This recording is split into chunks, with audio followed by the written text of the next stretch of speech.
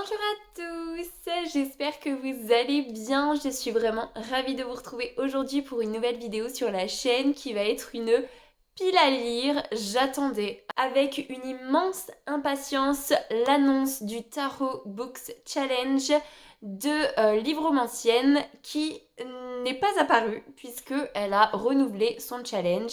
Elle l'a même changé complètement. Cette année, elle nous propose le The Witches Readathon. Donc bien évidemment, je me suis empressée de sauter sur la vidéo annonce et de faire ma pile à lire.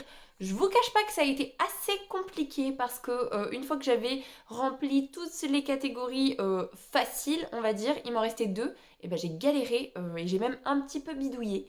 Mais bon, on en reparle juste après. Du coup, The Witches Readathon, c'est un challenge qui va commencer le 1er avril, donc il y a une semaine pour vous, normalement. Moi, je le filme un peu en avance, mais normalement, ça fait déjà une semaine qu'il a commencé. Et ce qui va changer un petit peu, c'est qu'au lieu de durer un mois, il va durer 3 mois, et donc il se termine le 30 juin, ce qui est topissime. Il y a 3 menus, 9 catégories, donc globalement 3 livres par mois. C'est parfait pour moi. Après, au vu de ce que j'ai choisi, je suis pas sûre.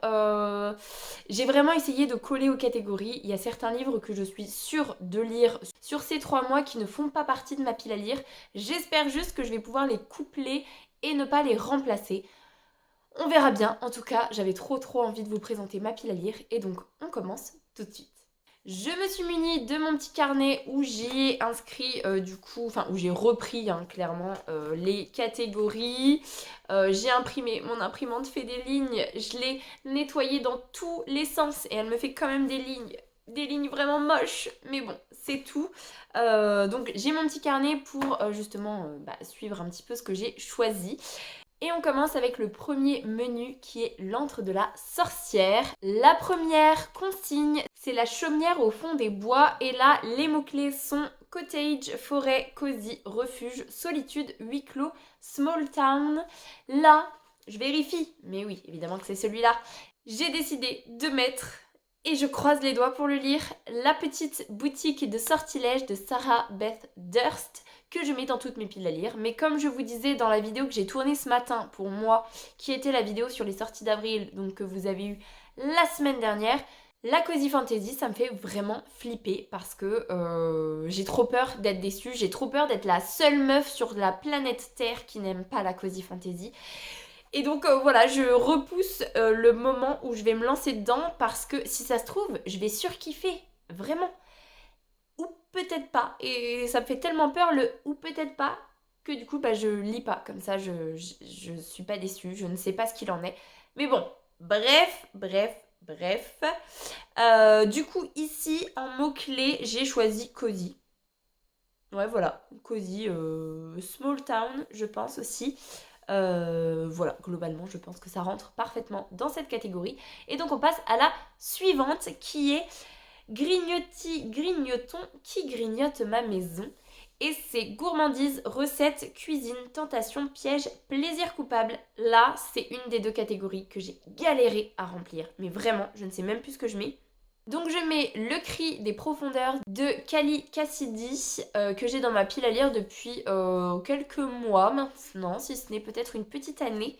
Et pourquoi j'ai décidé de mettre celui-ci celui-ci j'ai vraiment bidouillé. J'ai pris le mot tentation.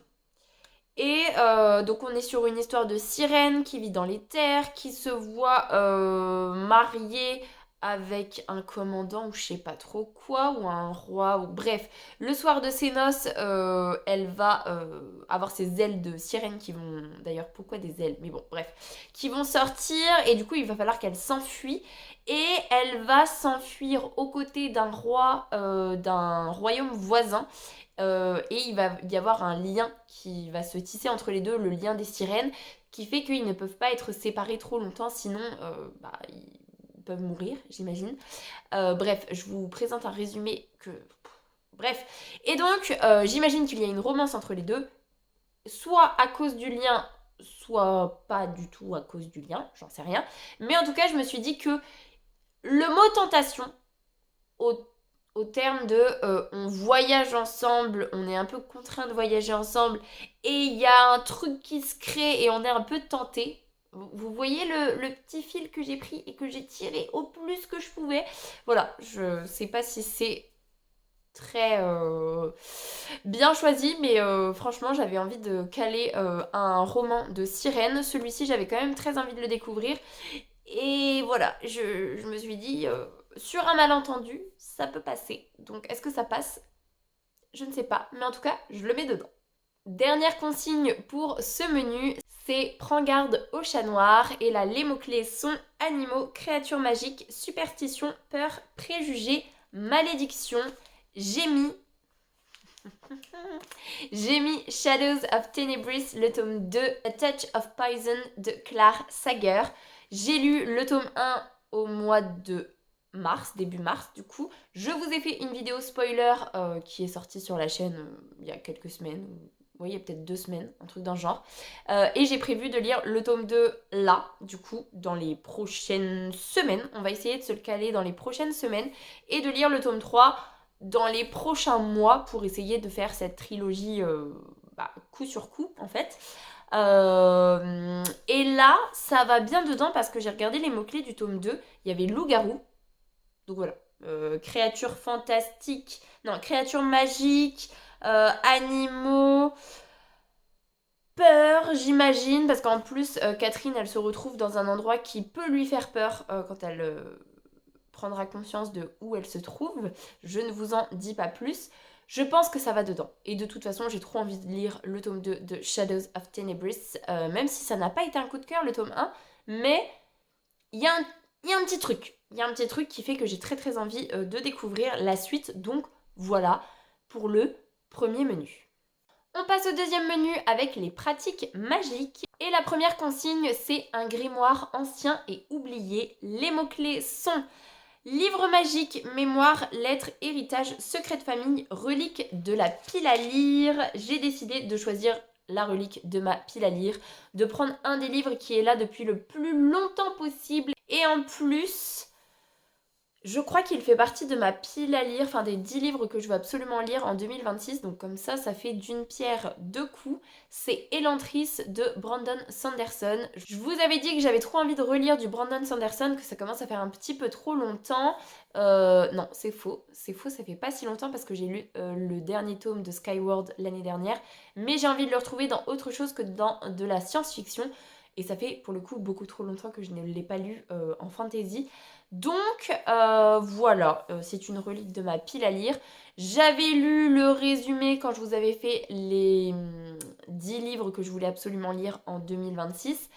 Et j'ai pas du tout de souvenir de ce résumé. Donc encore une fois, je ne sais toujours pas de quoi parle Elantris. Mais comme c'est Brandon Sanderson, voilà, il n'y a pas de...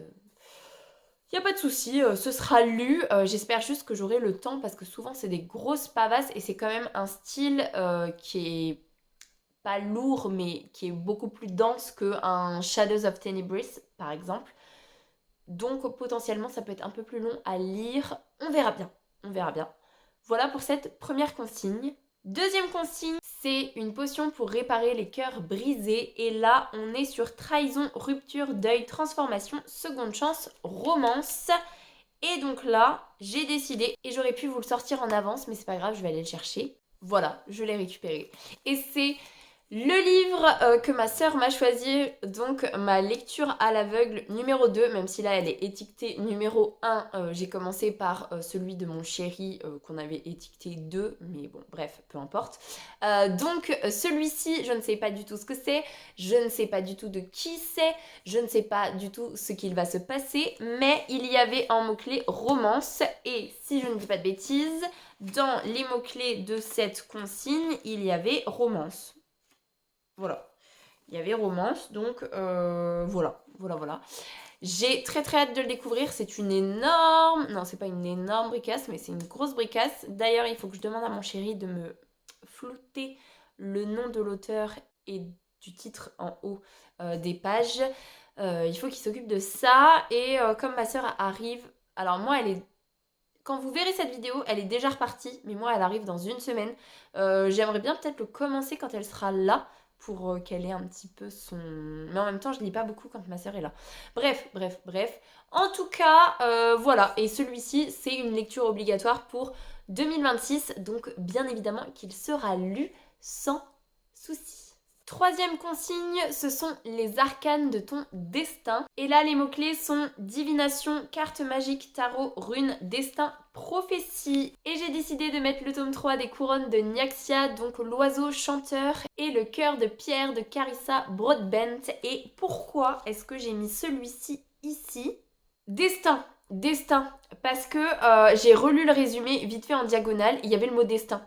Genre, mais son destin, ou il y avait le mot destin, c'est pour ça que je l'ai mis là. Donc je ne triche absolument pas, j'avais trop envie de lire le tome 3. Et comme le tome 4 est sorti au mois de février, j'avais bien évidemment très envie de découvrir le tome 3 quand le tome 4 serait sorti.